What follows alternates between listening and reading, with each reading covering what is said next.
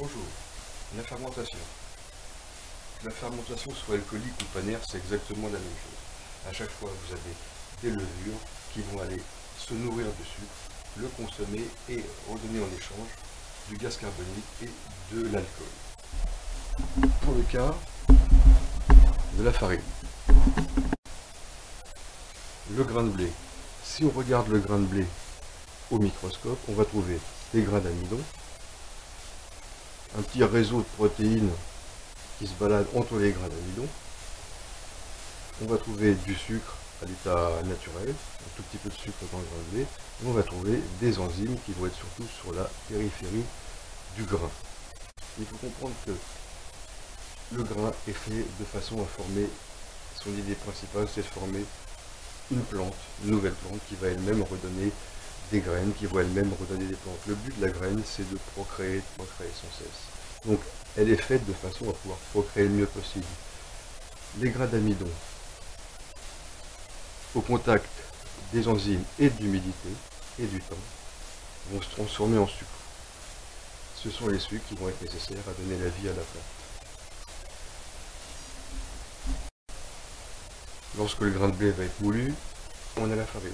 Si on regarde la farine au microscope, on va trouver des grains d'amidon qui vont toujours être collés les uns les autres, des grains d'amidon qui vont être bien détachés, des grains d'amidon qui vont être cassés, on appelle ça les amidons endommagés.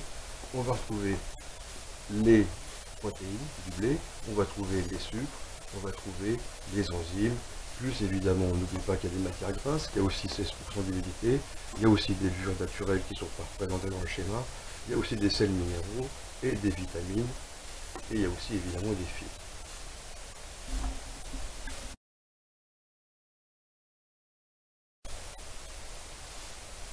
Lors du pétrissage, en boulangerie, au début, dans le pétrissage, c'est l'image qu'on va trouver ici, au début, les levures, qui sont présentées comme ça, vont commencer à manger les sucres des herbes existants dans la pâte. C'est leur premier repas parce qu'elles ont le sucre qui est disponible, elles peuvent se nourrir tout de suite, elles vont commencer à faire des bulles de gaz carbonique alcoolisé avec ça. Et pendant ce temps-là, vous avez aussi représenté ici le réseau glutineux qui est là et qui va se charger de retenir ces bulles.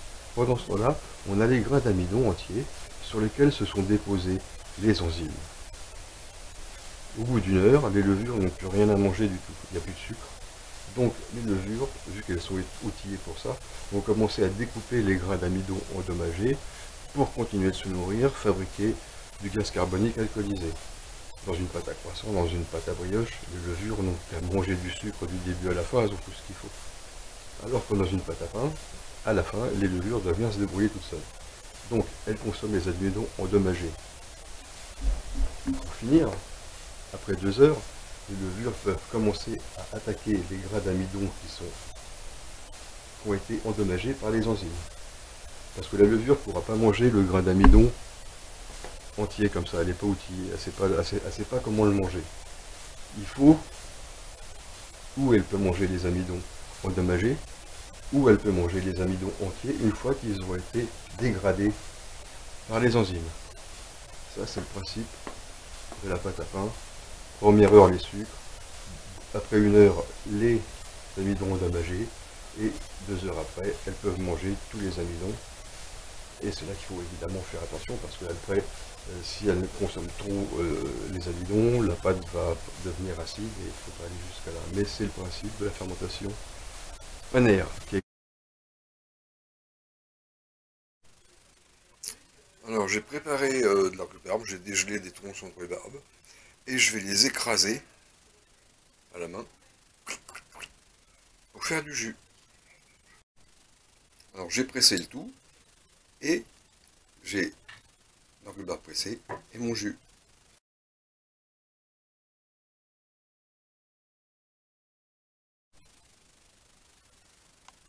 J'ai préparé 12% du poids du jus en sucre que je vais faire fondre avec une petite partie du jus.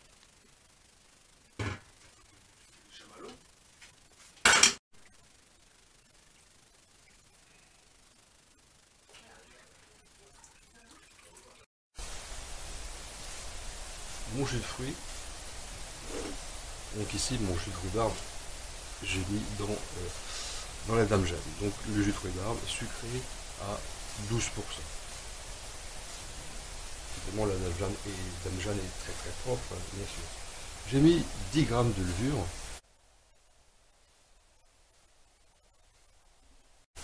Et un petit peu de jus de fruits que j'ai dilué. Et voilà ce que ça donne. Ça commence à me faire de la mousse. Les levures mélangées dans le jus de fruits commencent à faire leur travail. J'ai incorporé tout ça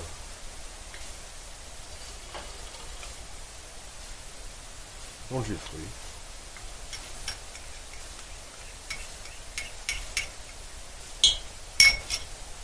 Je vais refermer avec le capuchon. Je vais remplir d'eau un barboteur. Un barboteur, c'est un petit ustensile qui permet aux gaz qui vont être fabriqués par les levures de s'échapper et qui empêche d'autres choses de pouvoir rentrer à l'intérieur. Voilà, c'est rempli d'eau. Donc il va falloir que le gaz, en passant par ici, passera par l'eau, poussera l'eau, s'échappera par le haut. De cette façon, les mouches ne rentreront pas.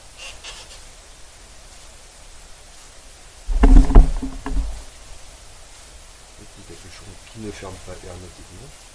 J'ai placé tout ça sur mon petit tapis chauffant. J'ai mélangé afin de répartir les levures dans le jus de fruits. Et maintenant, il n'y a plus qu'à attendre.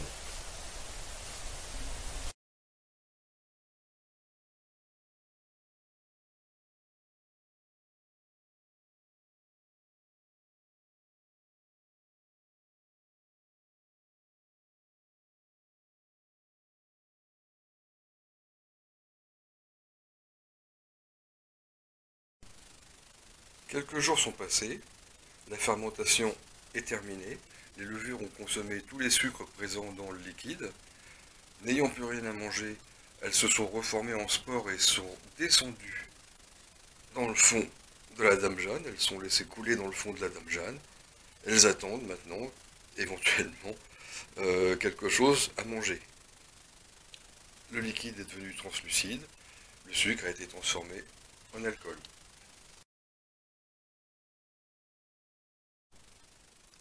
La levure a deux modes de vie, l'une aérobie, l'autre anaérobie.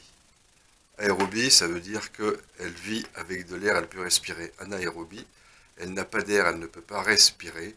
C'est le cas d'une pâte à pain ou d'une fermentation alcoolique. Lorsque la levure peut respirer, qu'elle a de l'air et de la nourriture, elle peut se reproduire. Lorsqu'elle n'a pas d'air,